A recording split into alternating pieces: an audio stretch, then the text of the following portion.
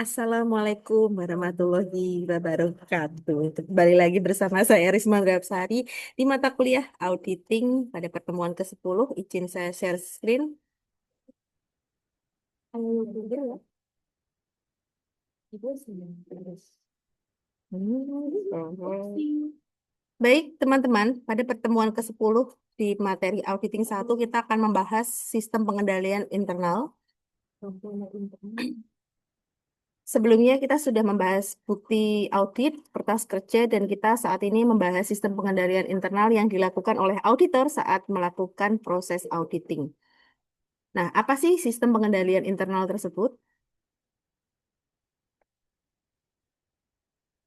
Menurut SPAP pada ayat SA 319 bagian 6, ini dikutip oleh Bapak Abdul Halim ya, dikemukakan bahwa pengendalian internal itu bisa dikatakan sebagai suatu proses yang dijalankan oleh Dewan Komisaris, pihak manajemen, dan personil lain dari suatu entitas yang didesain untuk memberikan keyakinan memadai tentang pencapaian tiga golongan. Yang pertama adalah keandalan dari pelaporan keuangannya, yang kedua adalah efektivitas dan efisiensi operasi, dan yang ketiga adalah kepatuhan hukum dan peraturan yang berlaku.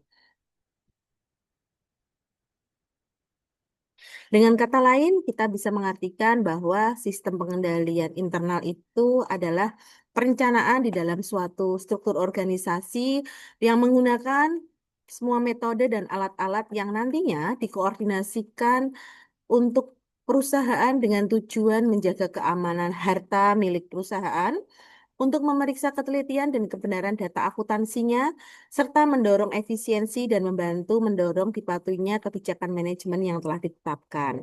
Itu adalah sistem pengendalian internal dari perusahaan.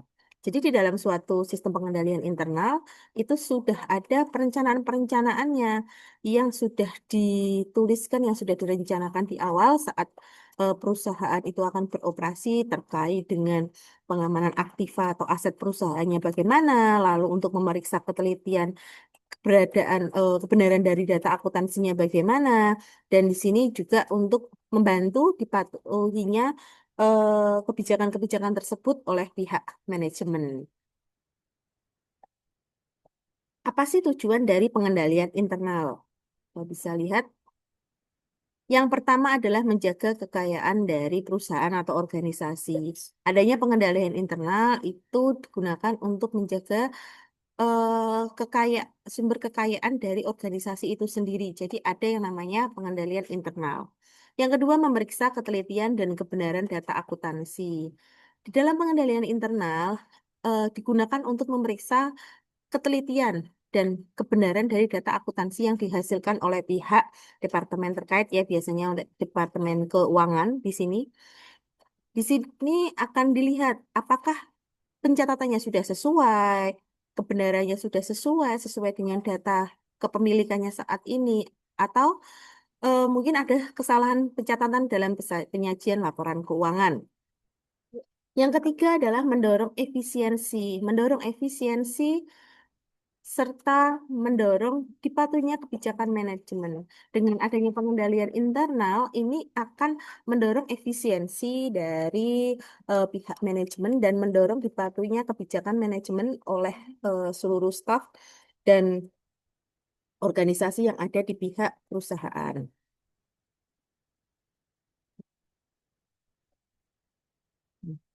Unsur-unsur dalam pengendalian internal. Apa saja unsur-unsur dalam pengendalian internal? Ada 4 ya. Yang pertama yakni struktur organisasi yang memisahkan eh, tanggung jawab fungsional secara tegas. Jadi di dalam struktur pengendalian itu sudah dijelaskan, sudah ada bagaimana pemisahan tanggung jawab secara fungsional dan tegas per departemen. Nah, itu sudah dijelaskan di sistem pengendalian internalnya. Yang kedua adalah sistem wewenang dan prosedur pencatatan yang memberikan perlindungan yang cukup terhadap kekayaan, utang, pendapatan, dan biaya dalam suatu perusahaan. Itu juga di termasuk dari unsur-unsur sistem pengendalian internal. Ketiga adalah praktek yang sehat dalam melaksanakan tugas dan fungsi setiap unit organisasi. Ini adalah praktek yang sehat ya, di mana teman-teman dari manajemen ini dengan adanya pengendalian internal dapat meminimalkan dari fraud yang terjadi atau fraud yang timbul dengan adanya dari pihak manajemennya itu sendiri. Yang keempat adalah karyawan yang kualitasnya sesuai dengan tanggung jawab, di mana dengan adanya sistem pengendalian internal ini diharapkan nantinya perusahaan itu mempunyai kualitas karyawan yang sesuai dengan tanggung jawab dan wewenang tugasnya masing-masing. Itu sudah diatur di dalam pengendalian internal suatu manajemen.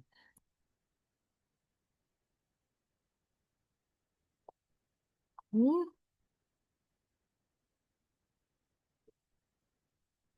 Prinsip-prinsip pengendalian internal. Ada 6 prinsip dalam pengendalian internal. Yang pertama adalah pemisahan fungsi. Kedua, prosedur pemberian wewenang. Ketiga, prosedur dokumentasi. Keempat, prosedur dan catatan akuntansi. Yang kelima adalah pengawasan fisik. Dan yang keenam adalah pemeriksaan internal secara bebas. Jenis-jenis pengendalian internal. Di sini ada yang namanya pengendalian internal akuntansi dan pengendalian internal administratif. Jadi dibagi dua ya.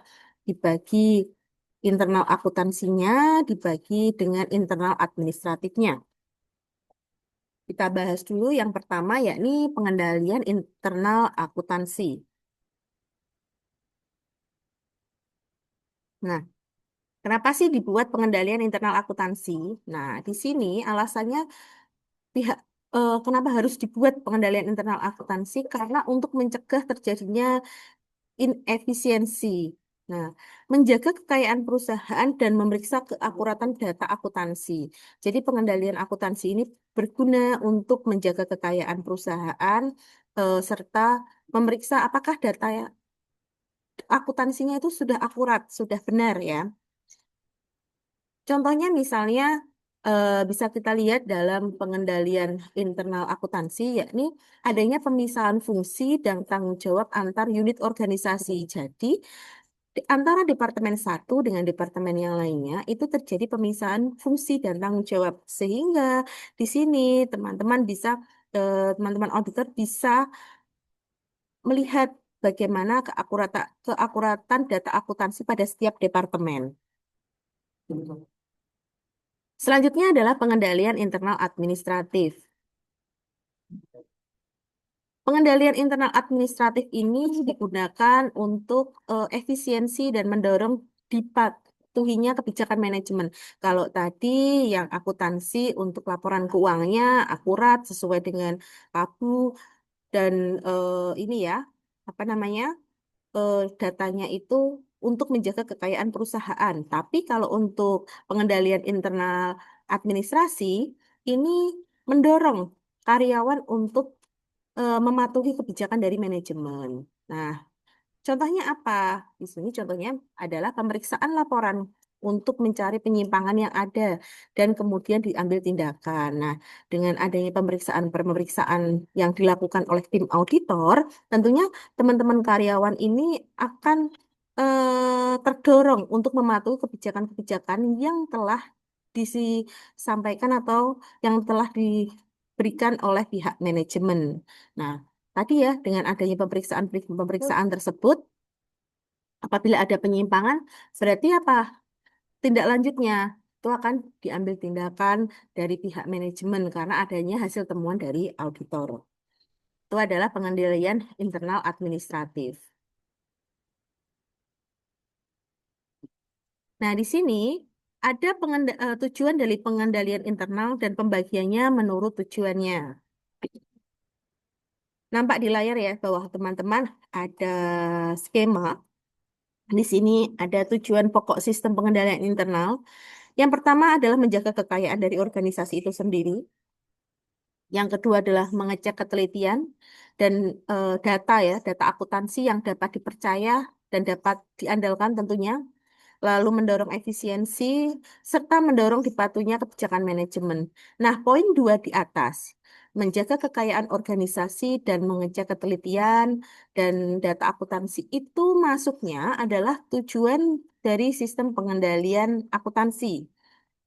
Setelah itu, bagian dua paling bawah itu mendorong efisiensi dan mendorong pematuhan kebijakan manajemen itu adalah eh, tujuan dari sistem pengendalian administrasi. Jadi dibagi menjadi dua ya. Ada untuk tujuan sistem pengendalian akuntansi dan yang di dua di bawah ini tampak di layar adalah untuk sistem pengendalian administrasinya. Oke. Komponen-komponen apa saja yang ada di dalam pengendalian internal? Nih, lingkungan pengendaliannya, lalu penaksiran resikonya seperti apa?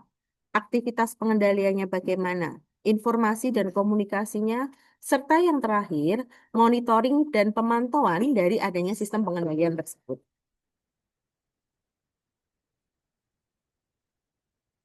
Tadi kita sudah berbicara mengenai komponennya, terus kita berbicara mengenai lingkungan pengendaliannya.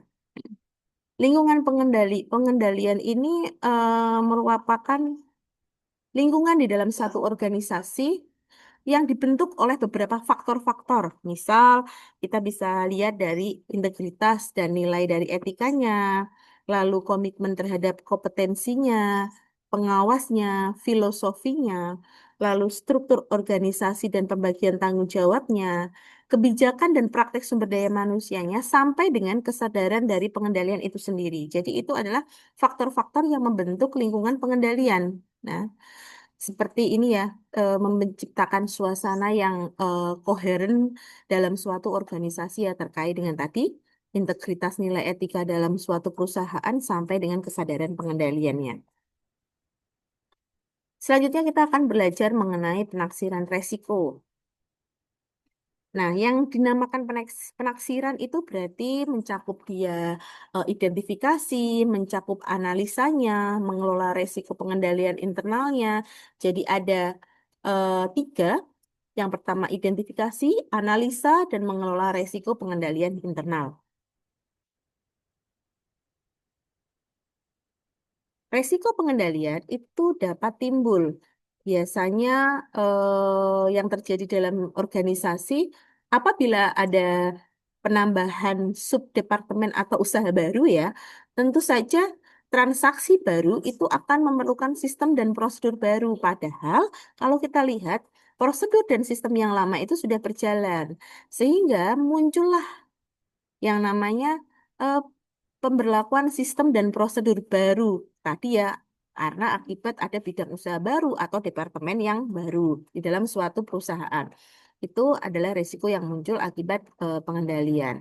Terus yang kedua, adanya perubahan lingkungan bisnis. Nah, perubahan dalam peraturan perundang-undangan atau ketentuan pemerintahan mengenai industri dan perdagangan ini mengharuskan setiap produsen itu memiliki standar industri yang berbeda-beda.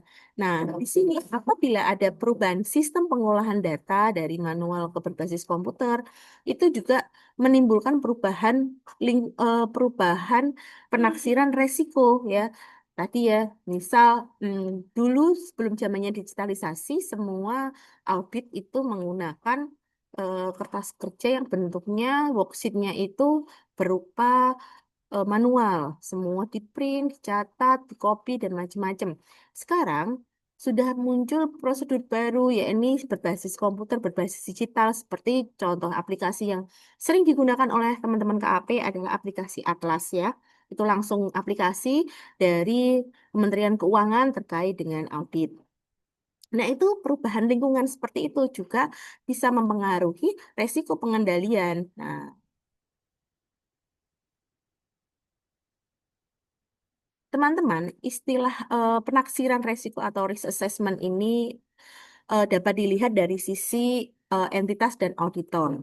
Kalau kita melihat dari sisi entitas, berarti resikonya itu atau ancamannya itu pencapaiannya terhadap tujuan entitasnya. Berarti kita lihat dari sisi entitasnya. Contohnya, biasanya menghasilkan laporan keuangan yang salah saji dari material. Itu kalau kita lihat dari entitasnya. Nah, untuk itu teman-teman dari entitas atau organisasi ini wajib hukumnya untuk merancang, mengimplementasikan, dan memelihara dari pengendalian internalnya dalam suatu entitas tersebut atau dalam suatu perusahaan tersebut. Nah, kalau kita lihat dari sisi auditor, auditor itu menilai sebagai resiko sebagai bagian dari proses auditnya ya. Resiko itu auditor menilai dari proses audit yang dijalankan saat auditing. Nah, jika proses penilaian resiko pada entitas yang bersangkutan sudah sesuai dengan yang dihadapi pada entitas tersebut, maka PPRE ini akan mendukung auditor untuk menilai seberapa besar sih resiko salah saji yang material dalam laporan keuangan yang diaudit. Nah, tadi Bu Risma juga menyebutkan ya PPRE ya. Ini PPRE itu sistem pengendalian internal tuh SPI-nya. Kalau PPRE-nya itu penilaian dan penaksiran risiko entitas itu Bu Risma singkat PPRE. Nah, teman-teman, PPRE ini mengacu pada proses ya, proses yang dilakukan manajemen untuk dia dapat mengidentifikasi, menilai, dan mengelola resiko-resiko yang dapat memenuhi pencapaian organisasinya tersebut. Itu kita sering sebut adalah PPRE ya. Kalau SPI adalah sistem pengendalian internalnya, kalau PPRE itu proses yang dilakukan oleh teman-teman manajemen dalam mengidentifikasi, menilai, dan mengelola resiko ya untuk tujuan dari organisasi tersebut. Jelas ya, terkait dengan penaksiran resiko, terkait dengan istilah risk assessment atau penilaian resiko. Penaksiran resiko tadi ya, setelah itu kita bahas yang namanya PPRE. Nah, PPRE itu biasanya berhubungan dengan hal-hal seperti berikut, misal ada perubahan dalam lingkungan operasi, lalu pejabat atau karyawan yang bergabung dengan entitas itu biasanya ada, lalu misal sistem informasi akuntansi yang baru atau mengalami perubahan sistem itu juga terkait dengan PPRE. Ada teknologi baru seperti yang tadi saya ceritakan dari manual ke digital, pencatatannya menggunakan Atlas itu juga masuk dalam penaksiran resiko PPRE sampai dengan terbitnya pernyataan akuntansi yang baru, accounting pronouncement. Nah, ini ada pernyataan akuntansi yang baru apabila kebijakan-kebijakan akuntansinya itu berubah, maka PPRE-nya itu di dalam suatu entitas juga ikut berubah ya, penaksiran resikonya ya. Jadi tidak bisa menggunakan PPRE yang lama, tapi diperbarui menggunakan yang baru ya. Selanjutnya kita akan membahas mengenai aktivitas pengendalian. Aktivitas pengendalian ini merupakan kebijakan dan aturan mengenai kelakuan karyawan yang dibuat untuk menjamin bahwa tujuan dari pengendalian dari manajemen ini benar-benar tercapai. Nah, di sini secara umum kita bisa bedakan prosedur pengendalian itu terdiri dari beberapa. Yang pertama, misal dari penggunaan wewenang yang tepat ya dalam melakukan kegiatan atau transaksi. Lalu ada pembagian tugasnya. Lalu ada pembuatan dan penggunaan dokumen catatan yang memadai. Lalu ada keamanan yang memadai terhadap aset dan catatannya bagaimana. Selain itu adalah pengecekan independen terhadap kinerja. Nah, ini adalah prosedur pengendalian yang terdiri dari poin 1 sampai dengan poin 5. Informasi dan komunikasi. Terkait dengan pengendalian internal, informasi dan komunikasi ini ditujukan untuk meningkatkan kualitas dari sistem informasi akuntansi itu sendiri. Kita bisa lihat bahwa kualitas sistem informasi ini akan berdampak atau berefek pada kemampuan pengurus dalam mengambil keputusan yang tepat dalam mengendalikan sumber-sumber ekonomi.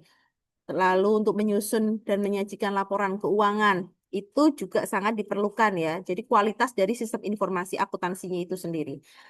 Selanjutnya adalah komunikasi. Kalau kita berbicara komunikasi, berarti menyangkut penyampaian informasi kepada personil lainnya di dalam suatu entitas kepada pihak luar yang berkepentingan. Berarti pihak ketiga di sini ya. Di sini kita bisa melihat bagaimana memberikan pemahaman mengenai pemahaman yang jelas mengenai peran dan tanggung jawab masing-masing individu dengan struktur pengendalian atas pelaporan keuangannya. Nah, ini adalah pentingnya dari menyangkut komunikasi.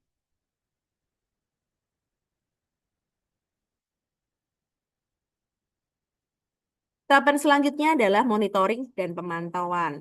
Apa yang disebut dengan monitoring dan pemantauan? Nah, monitoring atau pemantauan ini sering kita sebut yakni proses menilai kualitas kinerja struktur pengendalian internal sepanjang masa. Jadi adanya monitoring itu proses ya, proses pengendalian kualitas kinerja.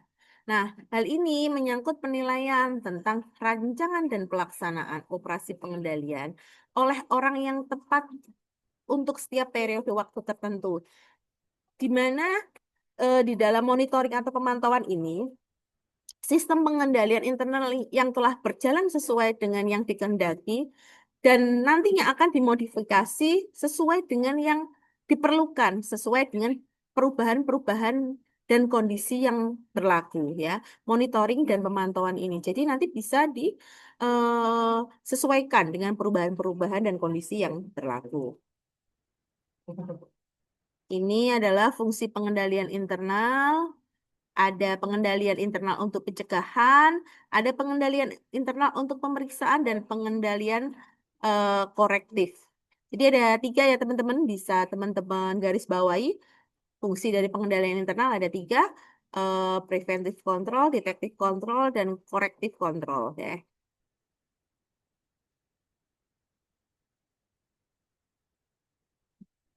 Ini adalah nampak di layar ada standar auditing yang terkait dengan pengendalian internal.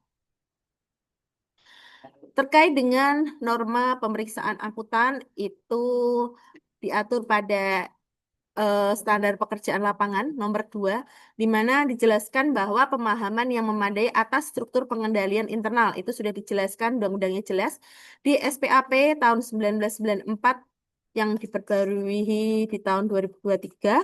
Ini ada pembaharuannya ya.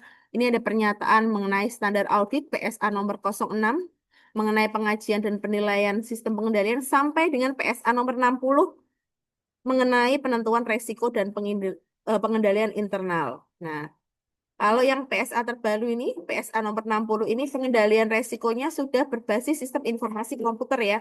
Sudah menggunakan sistem berarti di sini.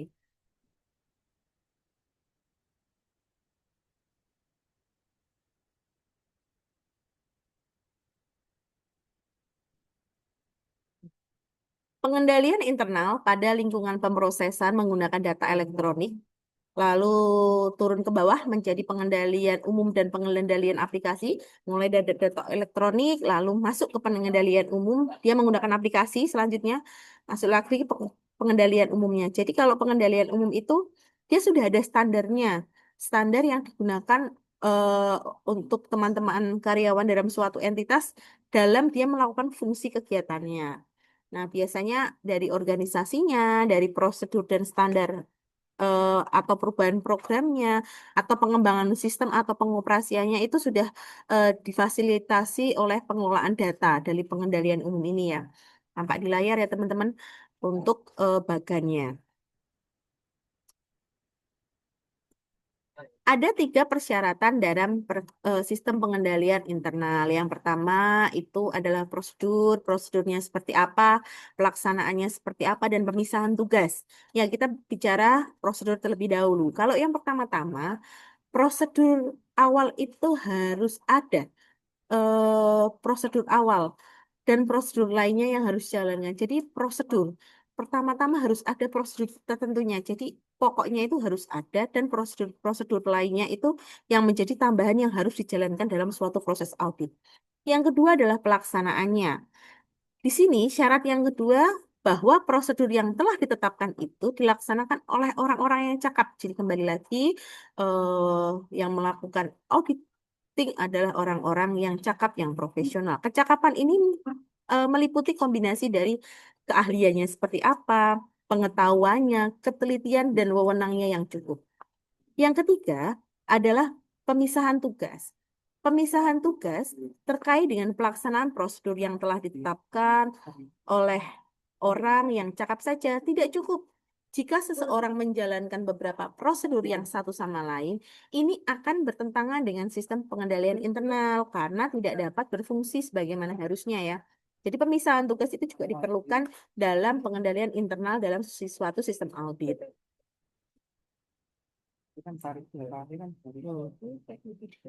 Batas-batas pengendalian internal. Ini ya, ada beberapa batasan di pengendalian internal. Sebentar.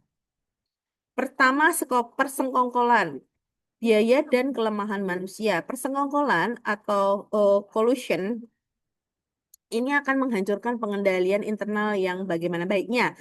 Selanjutnya yakni biaya. Nah, biaya ini tujuan pengendalian internal bukan hanya sekedar pengendalian yang berguna untuk keberlangsungan tugas ya, tapi untuk efisiensi yang mencegah tindakan yang merugikan perusahaan itu terkait dengan biaya. Yang ketiga adalah kelemahan manusia. Di sini mungkin banyak terjadi kesalahan pada sistem pengendalian. Pengendaliannya sudah baik, tapi sistem kelemahan manusianya itu SDM-nya ya itu kurang dalam pelaksanaannya dan itu mempunyai kelemahan di dalam sistem SDM-nya itu sendiri.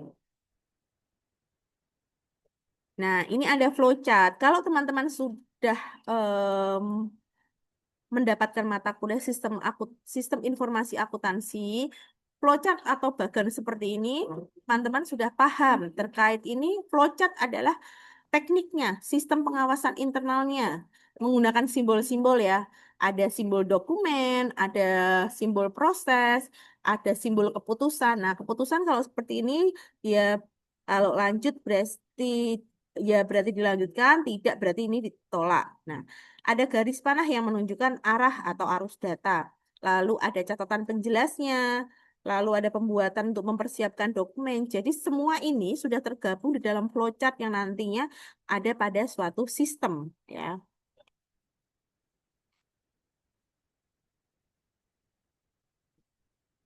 Selanjutnya kita akan belajar mengenai daftar pertanyaan atau kuesioner standar internal kontrol kuesioner.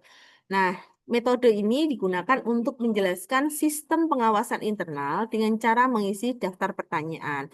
Contohnya seperti ini ya, teman-teman ya, bisa cek di layar bahwa ada daftar pertanyaan pengawas internal, penerimaan kas. Berarti penerimaan kas ya, ini posisinya yang di audit penerimaan kas terlebih dahulu. Contohnya ya, ini Bu Risma kasih contoh.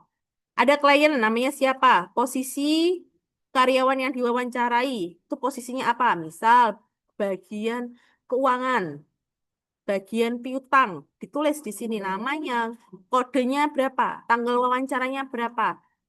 Teman-teman auditor lalu akan menyusun pertanyaan-pertanyaan yang jawabannya ya, tidak ditetapkan dan keterangannya. Apakah rekening bank diotorisasi oleh direksi? Apakah setiap melakukan ini terkait dengan penerimaan kas ya? Apakah ada otorisasi dari pihak direksi? Nah, nanti jawaban dari karyawan yang kita audit kita sampaikan di sini di daftar pertanyaan. Sampai dengan beberapa pertanyaan-pertanyaan terperinci lainnya yang nanti akan dibuat oleh auditor. Nah, ini uraian tertulis. Nih, uraian tertulis mengingat kelemahan-kelemahan yang ada dalam daftar pertanyaan dalam meneliti sistem pengawasan internal, maka beberapa kantor akuntan lebih senang memilih metode flowchart atau uraian tertulis. Nah, ini contohnya seperti ini ya.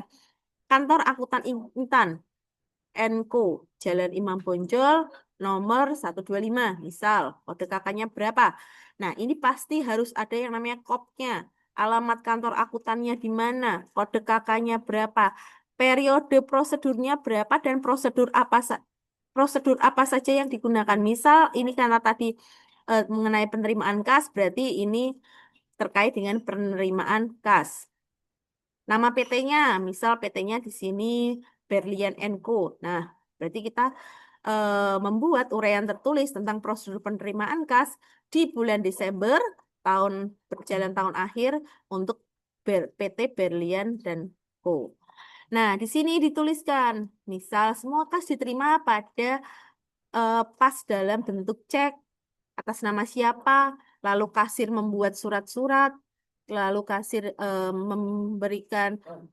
meminta verifikasi kepada supervisor terlebih dahulu dalam penyairannya. Setelah itu kasir ke bank ini diuraikan ya.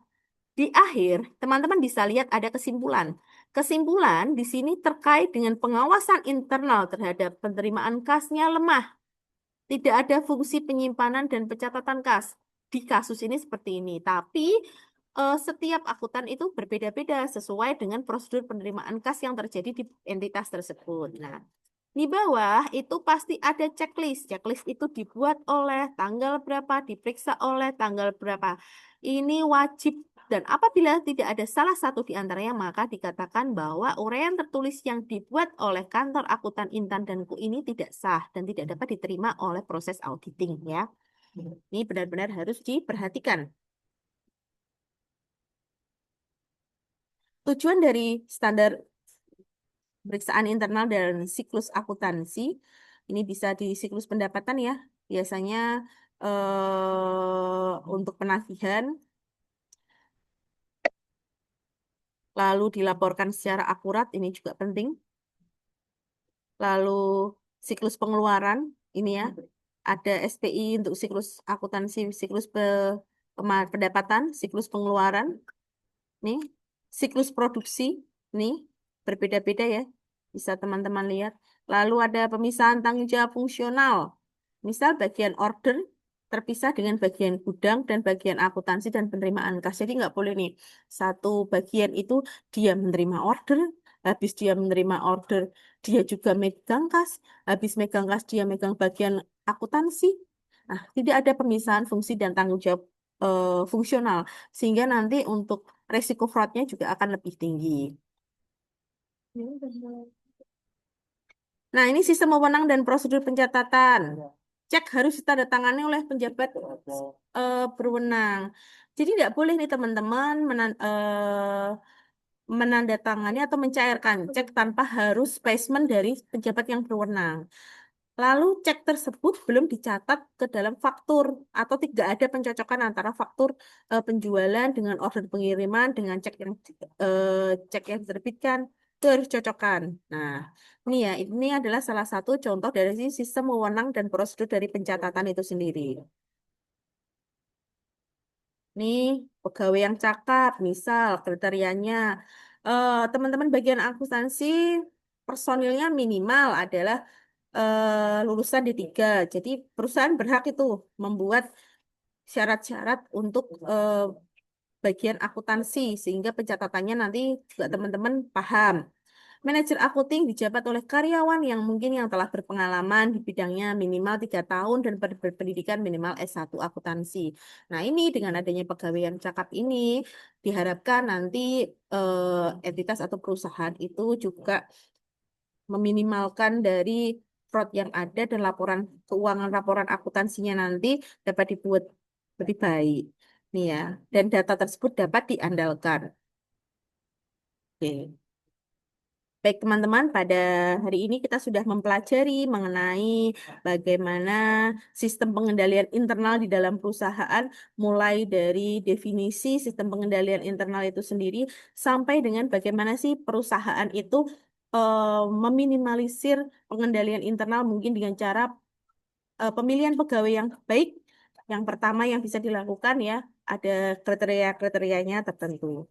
Baik teman-teman, untuk materi kita pada hari ini saya cukupkan. Apabila ada pertanyaan, bisa disampaikan melalui siakat, WhatsApp group, atau WhatsApp pribadi. Terima kasih. Saya akhiri. Wassalamualaikum warahmatullahi wabarakatuh.